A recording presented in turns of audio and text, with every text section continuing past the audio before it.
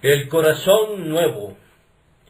Os daré corazón nuevo y pondré espíritu nuevo dentro de vosotros, y quitaré de vuestra carne el corazón de piedra, y os daré un corazón de carne. Ezequiel 36:26. He aquí un portento del amor divino.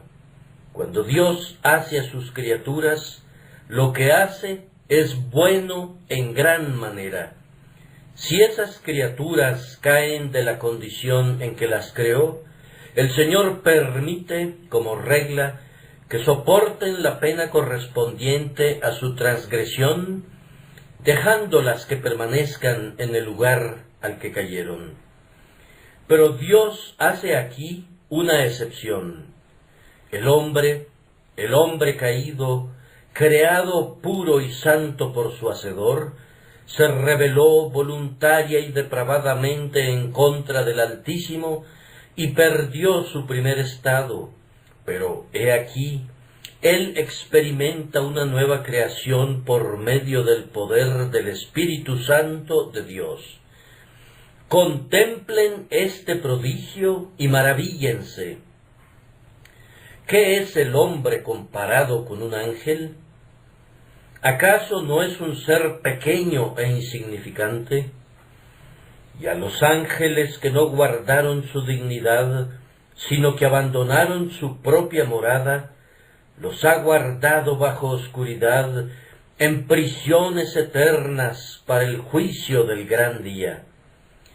Dios no tuvo misericordia de ellos, los hizo puros y santos, y debían permanecer así, pero como se rebelaron voluntariamente, los abatió de sus resplandecientes asientos para siempre. Y sin hacerles ninguna promesa de misericordia, los encadenó fuertemente con los grillos del destino para que sufran en el tormento eterno.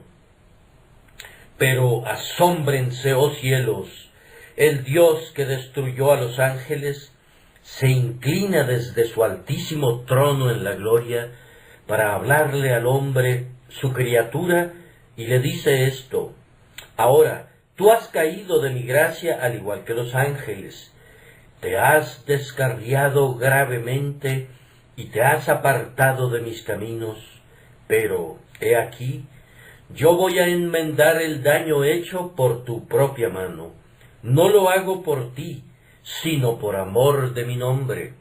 Habiéndote creado una vez, tú atrajiste la ruina sobre ti mismo, pero yo te voy a crear otra vez. Pondré mis manos en la obra una segunda vez. Una vez más, darás vueltas en la rueda del alfarero, y yo te haré a ti un vaso para honra, para hacer notorias las riquezas de mi gloria. Quitaré tu corazón de piedra, y te daré un corazón de carne, te daré un corazón nuevo, y pondré espíritu nuevo dentro de ti. ¿Acaso no es un portento de la sabiduría divina y de la gracia infinita que los poderosos ángeles fueran arrojados al fuego eterno, y que Dios hiciera un pacto con el hombre, estableciendo que lo renovará y lo restaurará? Y ahora, mis queridos amigos, voy a procurar mostrar hoy, en primer lugar, la necesidad de la grandiosa promesa contenida en mi texto, que Dios nos dará un corazón nuevo y un nuevo espíritu. Y después me esforzaré por mostrar la naturaleza de la grandiosa obra que Dios hace en el alma cuando cumple esta promesa. Y finalmente, haré unos cuantos comentarios personales para todos mis oyentes. En primer lugar, mi trabajo consiste en procurar mostrar la necesidad de esta grandiosa promesa. El cristiano que ha nacido de nuevo y que ha sido iluminado no necesita que se le enseñe esto. Esta demostración es más bien para la convicción del impío y para el abatimiento de nuestro orgullo carnal. Oh, que el día de hoy el Espíritu lleno de gracia nos enseñe nuestra depravación y que seamos conducidos en consecuencia a buscar el cumplimiento de esta misericordia que es verdadera y abundantemente necesaria si vamos a ser salvados. Ustedes notarán que en mi texto Dios no nos promete que mejorará nuestra naturaleza o que pondrá un remiendo en nuestros quebrantados corazones. No, la promesa es que nos dará nuevos corazones y espíritus rectos. La naturaleza es demasiado depravada para ser remendada. No se trata de una casa que necesita de unas cuantas reparaciones por alguna teja caída del techo por aquí o por allá, o por un pedazo de yeso caído del cielo raso. No, la casa está podrida por completo y los propios cimientos han sido socavados. No hay un solo trozo de madera que no esté carcomido por el comején, desde el techo más alto hasta su más profundo cimiento. Toda la casa se encuentra en mal estado, hay podredumbre por doquier y está a punto de desplomarse. Dios no intenta repararla, Él no apuntala las paredes ni repinta su puerta, no la adorna ni la embellece, sino que decide que la vieja casa debe ser arrasada y que construirá una casa nueva. Está demasiado destruida, repito, para ser reparada. Si sólo requiriese de unas cuantas reparaciones, podrían hacerse. Si únicamente una o dos ruedas de ese grandioso ente llamado naturaleza humana estuvieran descompuestas, entonces su autor podría componerlas. Podría reemplazar los dientes rotos de la rueda o sustituir toda la rueda y la máquina quedaría como nueva. Pero no, toda ella es irreparable. No hay una sola palanca que no esté rota, ningún eje que no esté torcido, ni una sola rueda que pueda mover a las demás.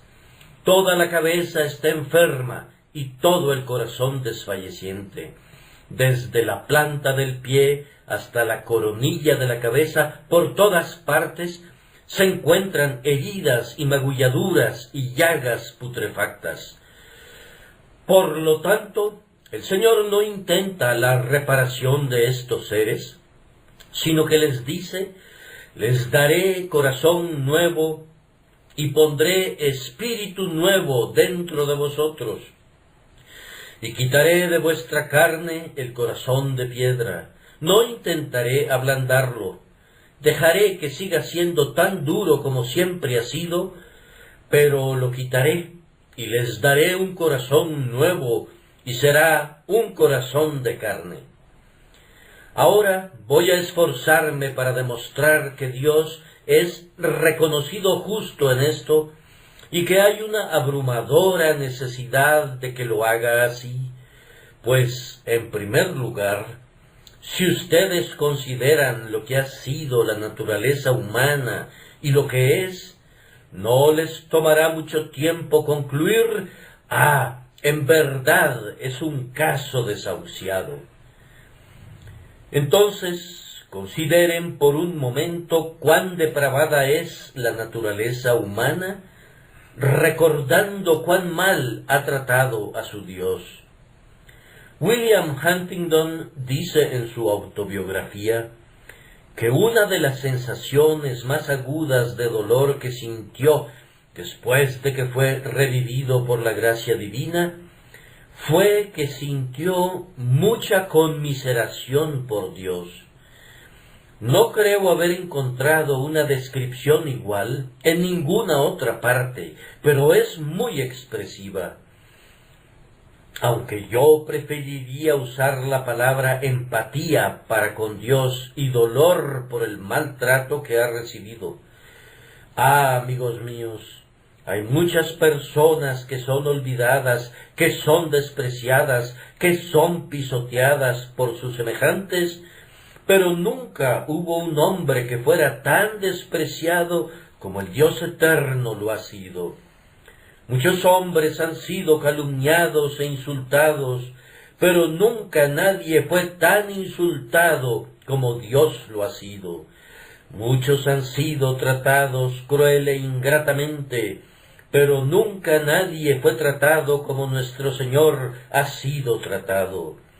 Recordemos nuestra vida pasada, cuán ingratos hemos sido con Él.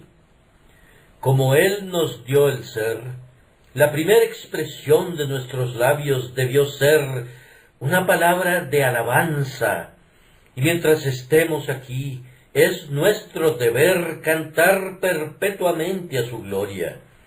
Pero en vez de eso, desde nuestro nacimiento hemos hablado falsedad, mentira e impiedad, y desde entonces hemos venido haciendo lo mismo. Nunca hemos reconocido sus misericordias, llevando a su pecho gratitud y agradecimiento. Sus beneficios se quedan en el olvido, sin que reciban ningún aleluya de reconocimiento por causa de nuestra desidia para con el Altísimo, que nos persuade que se ha olvidado enteramente de nosotros, por lo que también procuramos olvidarlo a Él. Tan pocas veces pensamos en Él, que uno podría imaginar que no nos ha dado nunca un motivo para pensar en Él.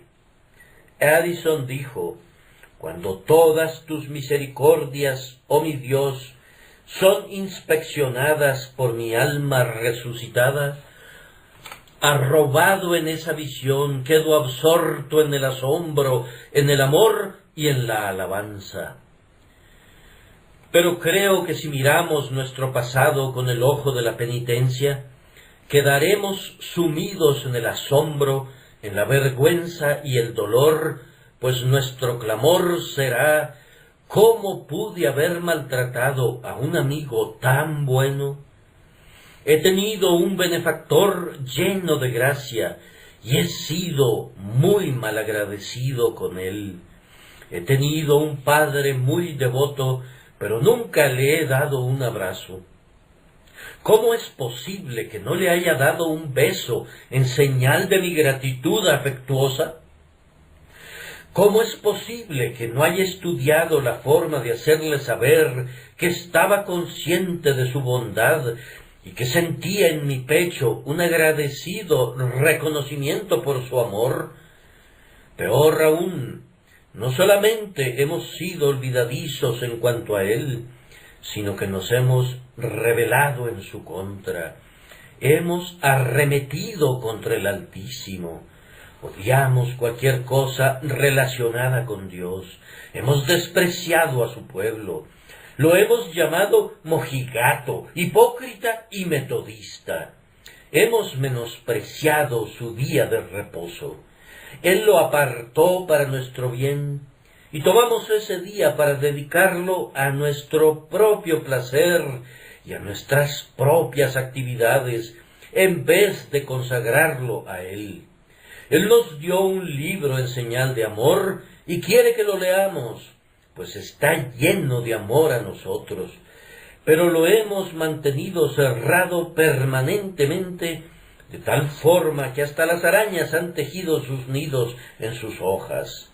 Él abrió una casa de oración y nos ha ordenado que asistamos, pues allí Él se encontraría con nosotros y hablaría con nosotros desde el propiciatorio. Pero a menudo hemos preferido el teatro a la casa de Dios, y preferimos escuchar cualquier otro sonido a la voz que nos habla desde el cielo. Oh, amigos míos, repito que nunca ha habido un hombre, inclusive entre los peores hombres, que haya sido tan maltratado por sus compañeros como Dios ha sido maltratado por el hombre, y sin embargo, mientras los hombres le maltratan, Él ha continuado bendiciéndoles. Él sopla en su nariz aliento de vida, incluso cuando el hombre está maldiciéndole. Él le da su alimento, mientras el hombre gasta el vigor de su cuerpo en una guerra en contra del Altísimo. Y en el propio día de guardar, cuando quebranta su mandamiento y gasta el día en sus propias lascivias, es Él quien da luz a nuestros ojos, aire a nuestros pulmones y fortaleza a nuestros nervios y músculos. Él los ha estado bendiciendo, incluso cuando ustedes le han estado maldiciendo. Oh, es una gran misericordia que Él sea Dios y no cambie, pues de lo contrario nosotros, hijos de Jacob, habríamos sido consumidos desde hace mucho tiempo y con toda justicia. Pueden imaginar, si quieren, a una pobre criatura agonizando en una zanja. Yo espero que esto no ocurra en nuestro país, pero tal cosa podría ocurrir de la misma manera que un hombre que había sido rico súbitamente se volvió pobre y todos sus amigos le abandonaron. Él les pidió pan, pero nadie quiso ayudarle, hasta que por fin, sin ningún harapo que le cubriera, su pobre cuerpo perdió su vida en una zanja. Esto, creo yo, es el colmo de la desidia humana para con sus semejantes. Pero Jesucristo, el Hijo de Dios, fue tratado peor que esto. Habría sido 1000 veces más caritativo para él si le hubieran dejado morir abandonado en una zanja. Pero eso habría sido demasiado bueno para la naturaleza humana. Él debía conocer lo peor, y por eso Dios permitió que la naturaleza humana tomara a Cristo y lo clavara en el madero. Él permitió que la naturaleza humana estuviera frente a Él y se burlara de su sed, y le ofreciera vinagre, y le vituperara y le escarneciera en el colmo de sus agonías.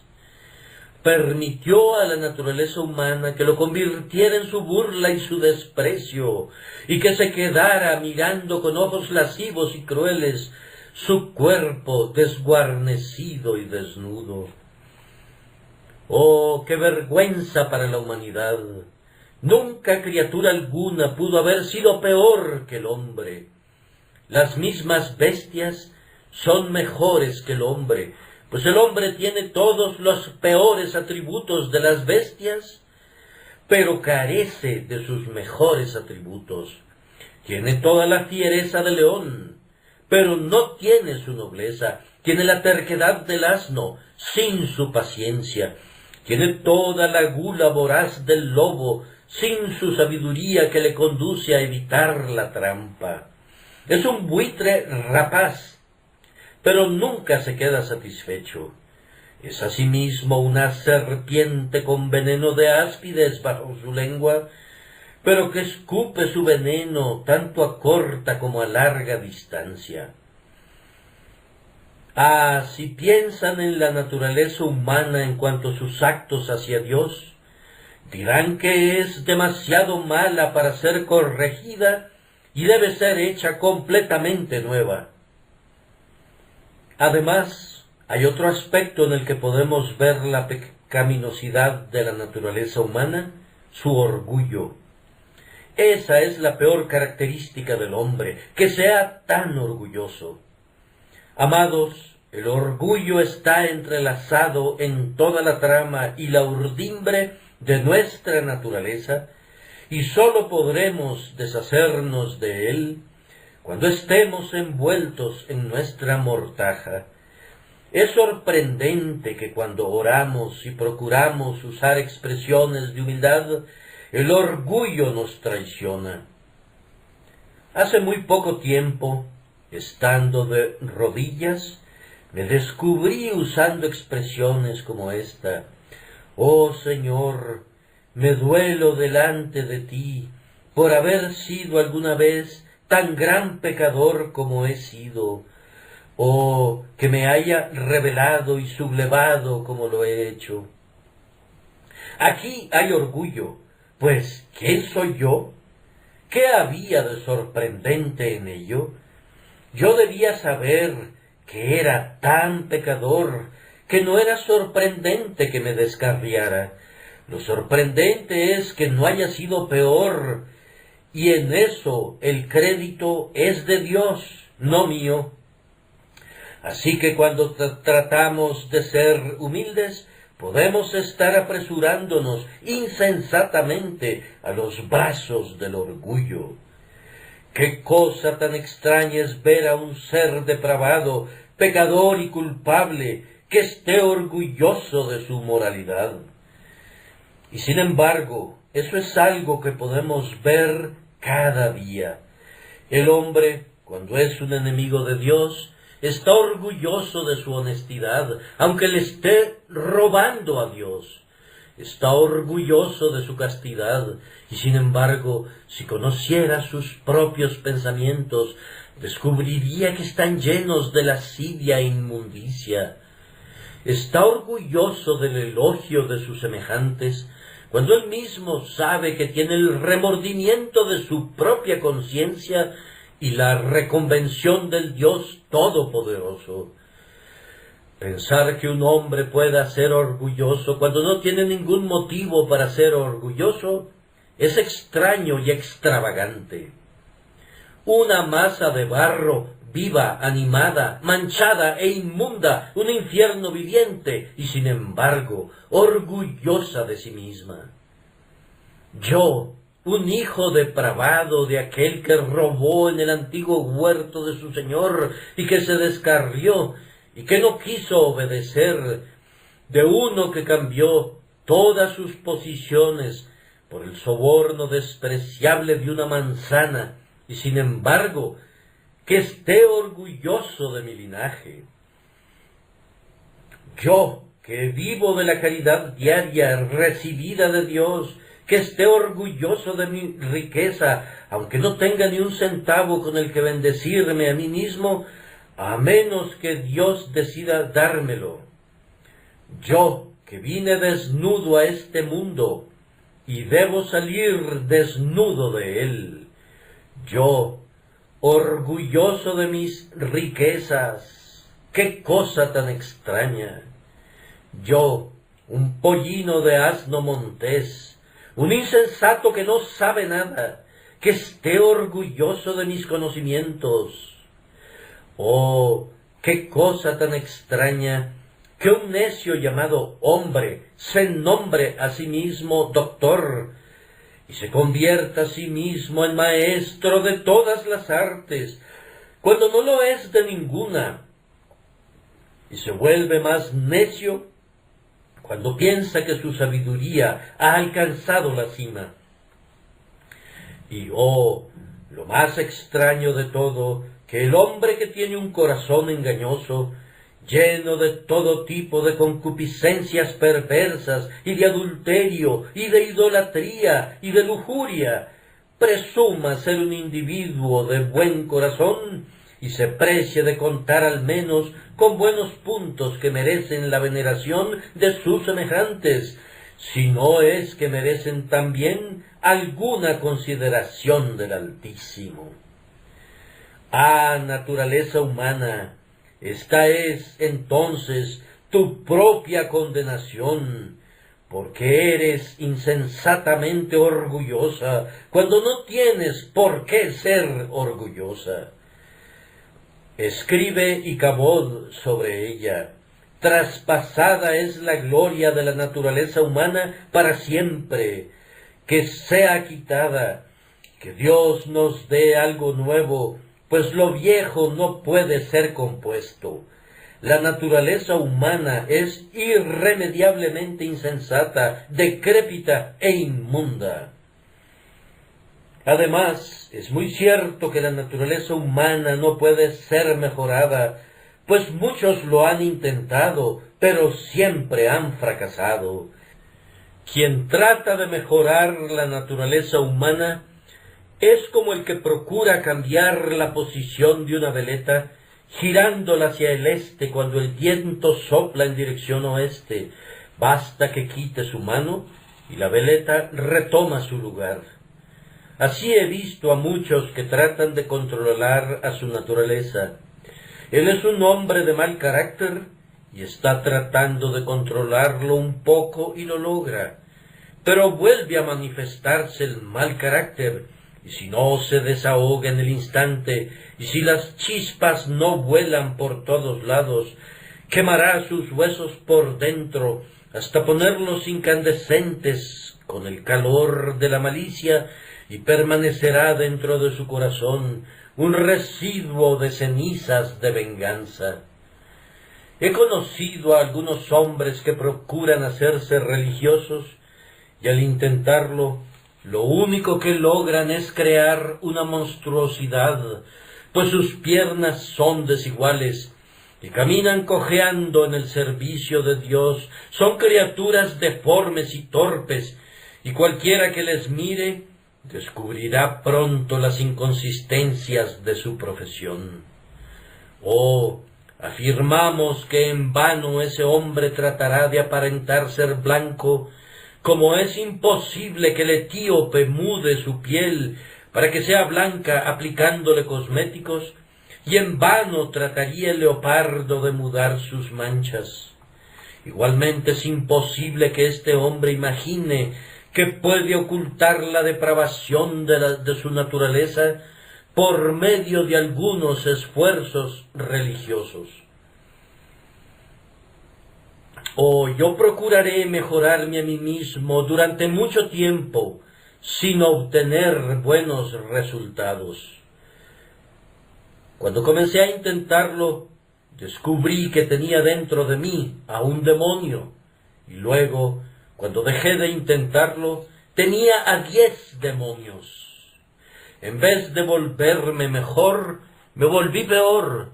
Ya tenía el diablo de la justicia propia, de la confianza en mí mismo, del orgullo, y muchos otros que vinieron y me convirtieron en su hogar. Mientras estaba ocupado barriendo mi casa y arreglándola, he aquí que el diablo del que buscaba deshacerme y que se había ido por una corta temporada, volvió y trajo consigo otros 7 espíritus más perversos que él, y entraron y habitaron en mí. Pueden intentar reformarse, queridos amigos, pero descubrirán que no podrán lograrlo, y recuerden que aunque pudieran, no sería la obra que Dios requiere. Él no acepta la reforma, Él quiere una regeneración, Él quiere un corazón nuevo, y no un corazón que sólo haya tenido una pequeña mejoría. Pero además, ustedes percibirán con facilidad que debemos recibir un corazón nuevo cuando consideren cuáles son las ocupaciones y gozos de la religión cristiana. La naturaleza que se alimenta de la basura del pecado y que devora la carroña de la iniquidad no puede ser la naturaleza que canta las alabanzas a Dios y que se regocija en su santo nombre. ¿Acaso esperan que aquel cuervo que se alimenta de la comida más repugnante tendrá toda la buena índole de la paloma y que podrá jugar con la muchacha en su aposento? No, a menos que conviertan al cuervo en paloma, mientras siga siendo un cuervo, sus viejas inclinaciones permanecerán en él, y será incapaz de hacer algo por encima de su naturaleza de cuervo. Ustedes han visto al buitre atracarse con la carne más podrida hasta quedar harto, ¿y acaso esperan ver luego al buitre posado en el ramaje, cantando las alabanzas de Dios con su torpe chillido y con el graznido de su garganta? ¿Y acaso imaginan que le verán alimentándose de grano limpio, como cualquier ave de corral, a menos que su carácter y su disposición cambien enteramente? Imposible. ¿Pueden imaginar que el león se eche junto al buey, o que coma paja como el novillo, mientras siga siendo un león? Podrán vestir al león con una piel de oveja, pero no lo convertirán en oveja, a menos que lo despojen de su naturaleza de león. Pueden tratar de hacer mejor al león, tanto como quieran. El mismo Van Amburgh, si hubiera logrado mejorar a sus leones durante 1000 años, no habría podido convertirlos en ovejas. Y podrán tratar de cambiar al cuervo o al buitre tanto como quieran, pero no podrán convertirlos en paloma. Debe haber un cambio total de carácter. Me preguntarán entonces, ¿es posible que un hombre que ha cantado las canciones lascivas del borracho y ha manchado su cuerpo con inmundicia y ha maldecido a Dios, cante sentidas alabanzas al Dios del cielo, igual que la persona que ha amado los caminos de pureza y de comunión con Cristo? Respondo, no, nunca, a menos que su naturaleza sea cambiada enteramente. Si su naturaleza sigue siendo lo que es, no importa cuánto intente cambiarla, no obtendrá ningún resultado positivo. En tanto que su corazón sea lo que es, nunca podrá gozar de los elevados deleites de la naturaleza espiritual del Hijo de Dios. Por tanto, amados, ciertamente debe implantarse en nosotros una nueva naturaleza. Voy a agregar algo más para concluir con este punto. Dios aborrece la naturaleza depravada y por tanto debe ser quitada antes de que podamos ser aceptos en Él. Dios no odia tanto nuestro pecado como odia nuestra pecaminosidad. No es el desbordamiento de la fuente, es el pozo mismo. No es la flecha arrojada por el arco de nuestra depravación, es el propio brazo que sostiene el arco del pecado y el motivo que dispara la flecha contra Dios. El Señor está irado no sólo contra nuestros actos manifiestos, sino contra la naturaleza que dicta esos actos. Dios no es miope y no sólo mira la superficie. Él mira el origen y la fuente.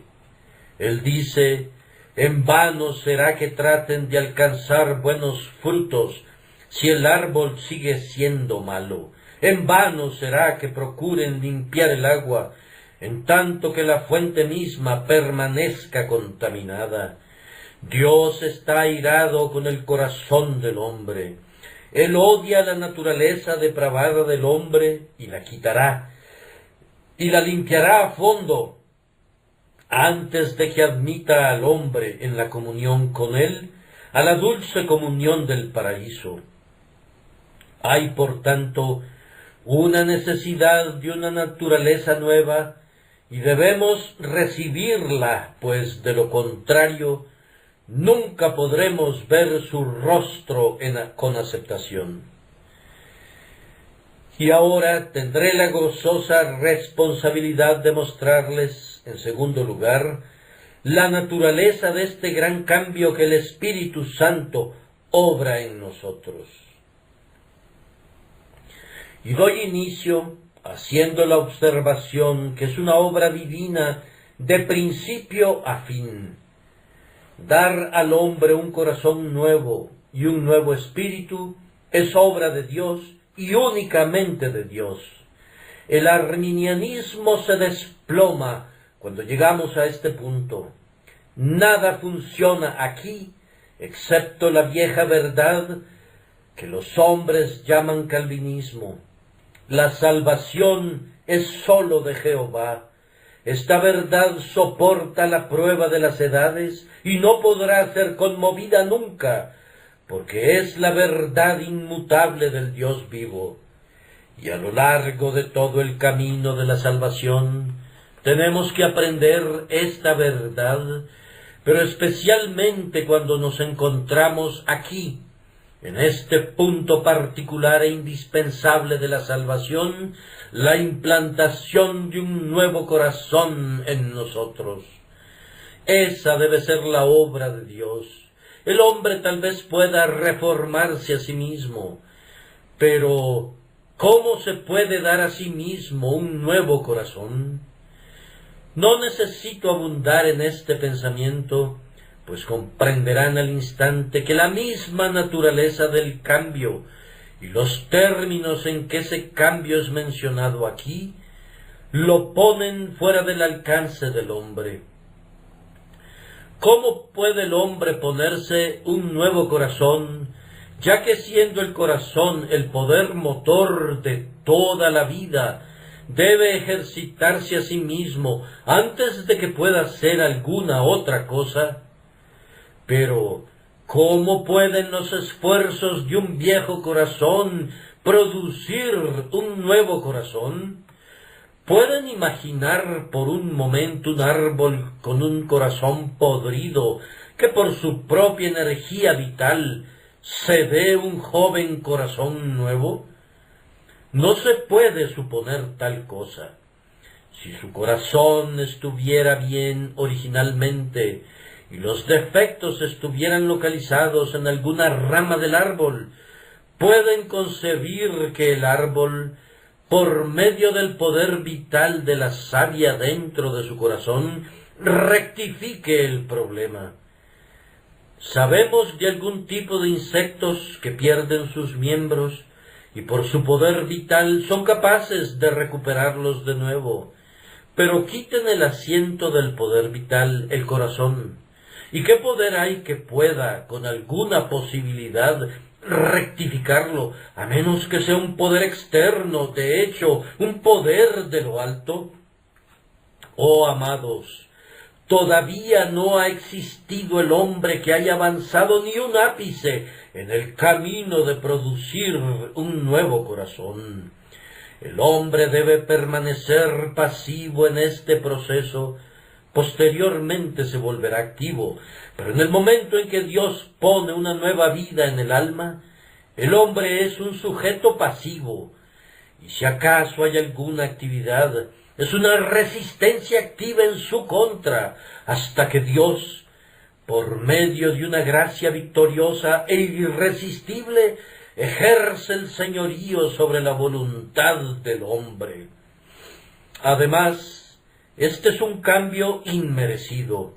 Cuando Dios pone un nuevo corazón en el hombre, no es porque el hombre merezca un nuevo corazón. No es porque haya algo bueno en su naturaleza, por lo que Dios le da un nuevo espíritu. El Señor simplemente le da al hombre un corazón nuevo, porque así le agrada. Esa es su única razón. Pero, podrías comentar, supón que un hombre clame por un corazón nuevo. Yo respondo, nadie clamó alguna vez por un corazón nuevo antes de recibirlo, pues el clamor por un corazón nuevo demuestra que ya hay un nuevo corazón. Pero, dirá alguien, ¿no debemos buscar un espíritu recto? Sí, yo sé que es tu deber buscarlo, pero igualmente sé que es un deber que no cumplirás nunca. Se les ordena que tengan nuevos corazones, pero yo sé que no los tendrán nunca, a menos que Dios se los dé. Tan pronto como empiezan a buscar un nuevo corazón, hay una evidencia presuntiva de que el nuevo corazón ya está allí, en germen, pues no habría podido germinar esta oración a menos que las semillas no estuvieran antes allí. Pero, dirá alguno, supón que el hombre no tiene un nuevo corazón, pero que sinceramente lo buscara, ¿lo recibiría? No debes hacer suposiciones imposibles. En tanto que el corazón del hombre sea depravado y vil, no hará nunca tal cosa. Por tanto, no puedo decirte qué pasaría si hiciera lo que no hará nunca. No puedo responder a tus suposiciones. Y si tú supones una dificultad, debes suponer también su solución. Pero el hecho es que nadie buscó jamás un corazón nuevo, ni lo buscará jamás, o un espíritu recto, hasta que, en primer lugar, la gracia de Dios comience a obrar en él. Si hay algún cristiano aquí que dio el primer paso para acercarse a Dios, que lo proclame al mundo. Nos enteraríamos por primera vez que ha habido un hombre que de antemano se acercó a su Hacedor. Pero yo nunca me he encontrado con un caso así. Todo el pueblo cristiano declara que Dios comenzó la obra, y todos ellos cantarán: fue el mismo amor que preparó el festín, el que dulcemente me forzó a entrar, pues yo me habría resistido a probar y habría perecido en mi pecado.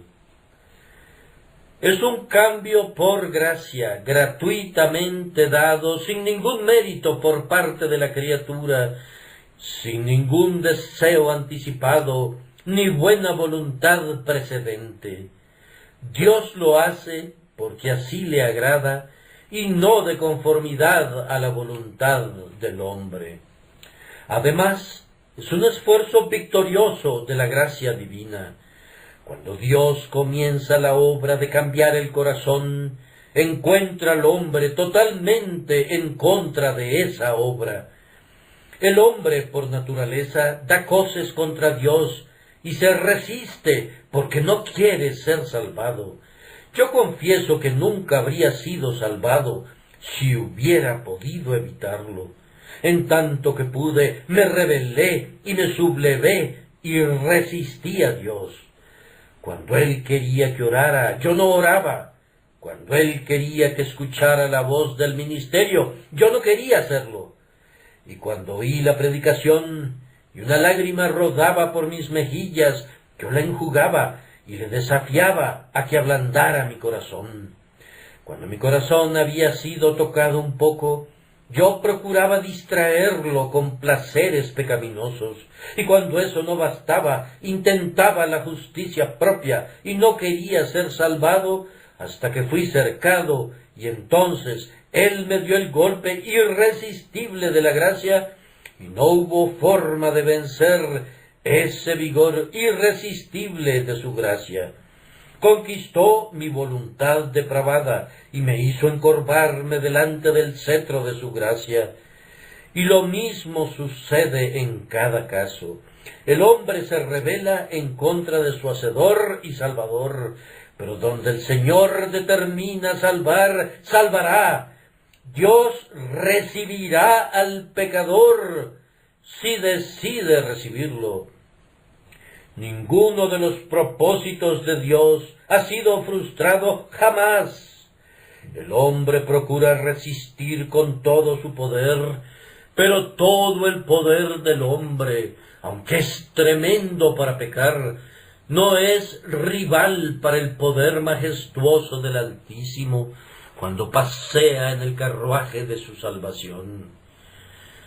Él, en efecto, salva irresistiblemente y conquista victoriosamente el corazón del hombre. Y además, este cambio es instantáneo.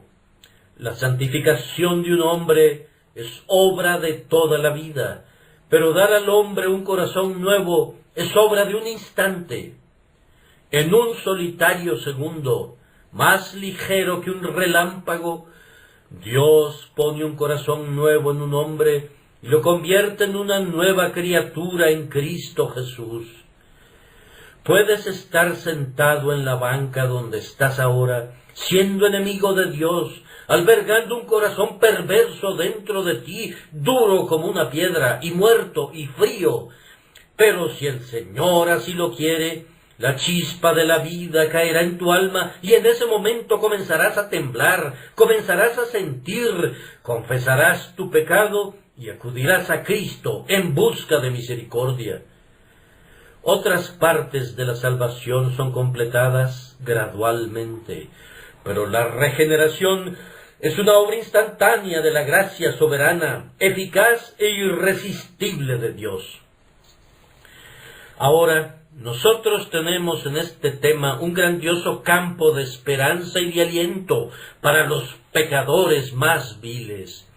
Queridos oyentes, permítanme dirigirme a ustedes muy afectuosamente. Hay algunos de ustedes que están buscando misericordia.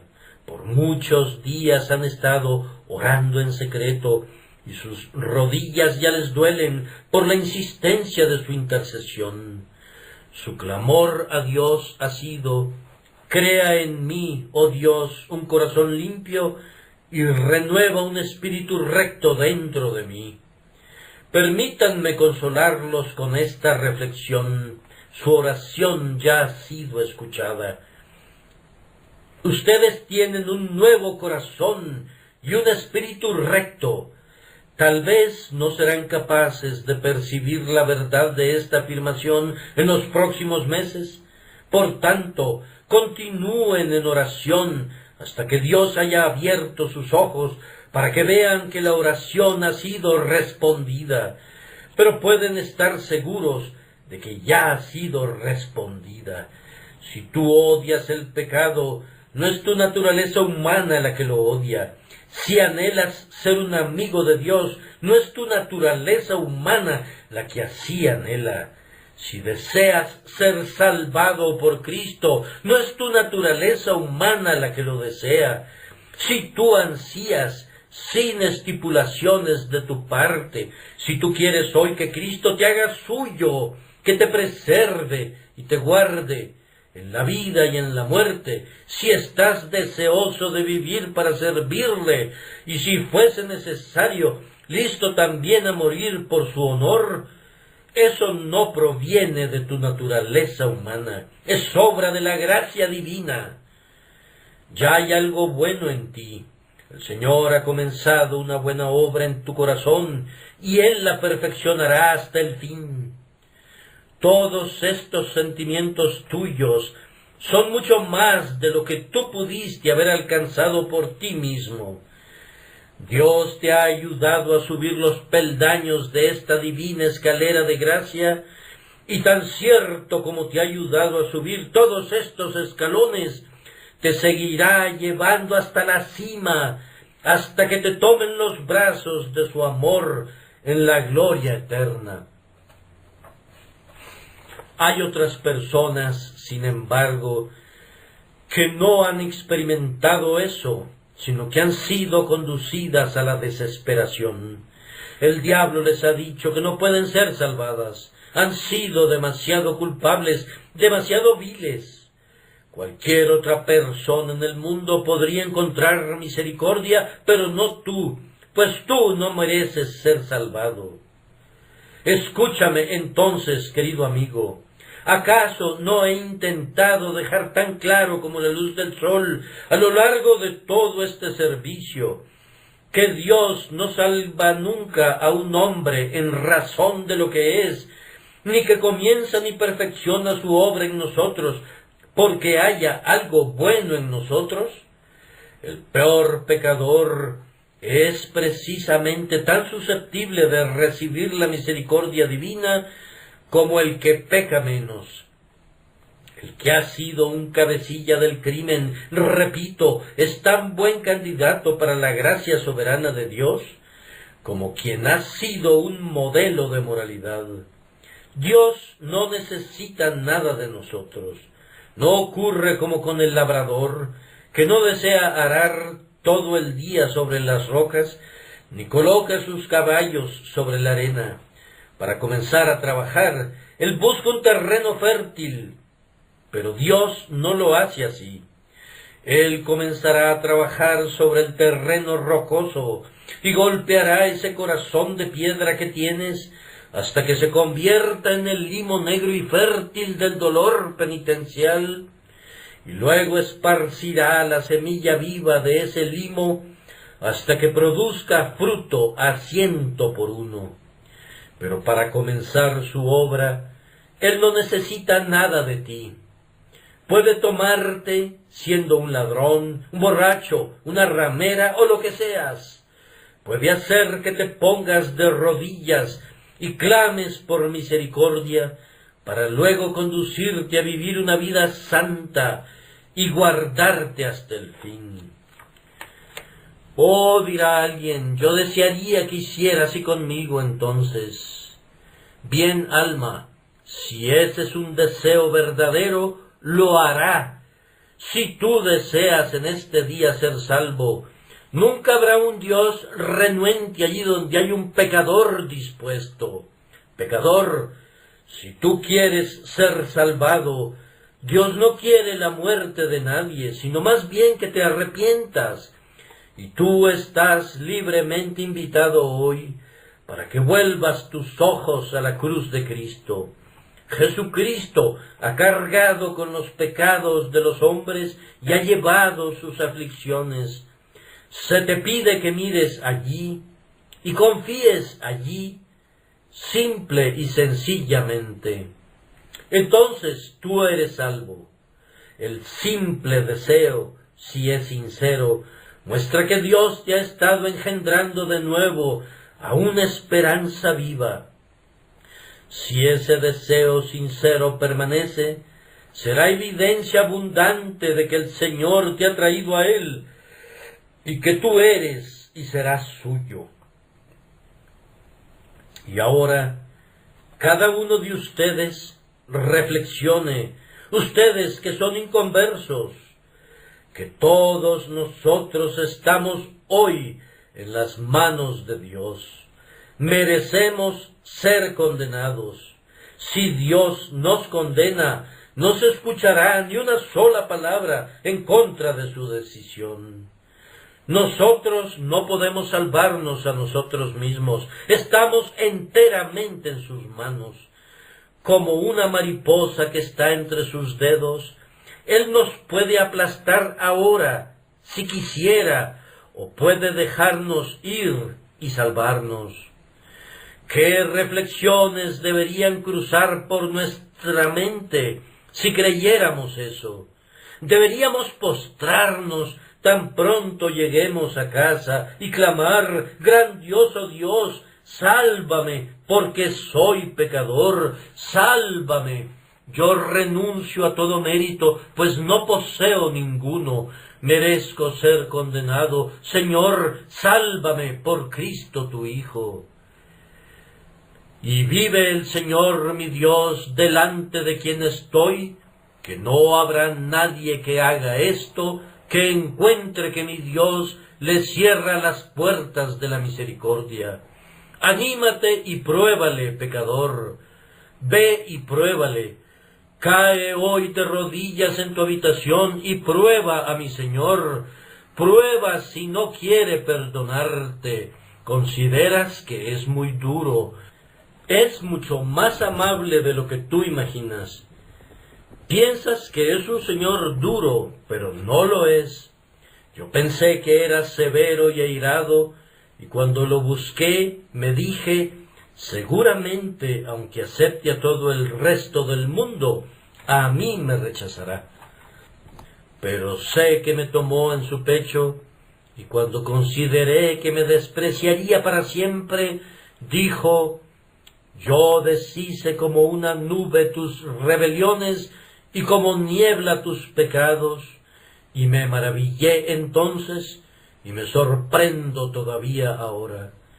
Pero lo mismo sucederá con ustedes. Solo pruébenlo, se lo suplico, que el Señor les ayude a probarle, y a Él sea la gloria, y para ustedes sea la felicidad y la bienaventuranza eternamente y para siempre.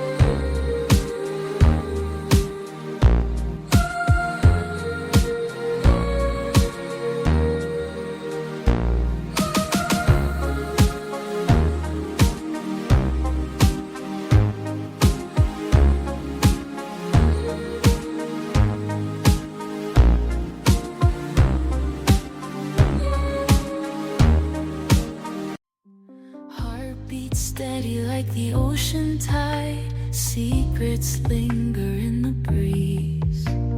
In this moment, worlds collide. Feel the rhythm set you free. Let the moonlight guide our way through the silence of the night. In your eyes where dreams sway, we'll find our truth, take flight. Footsteps tracing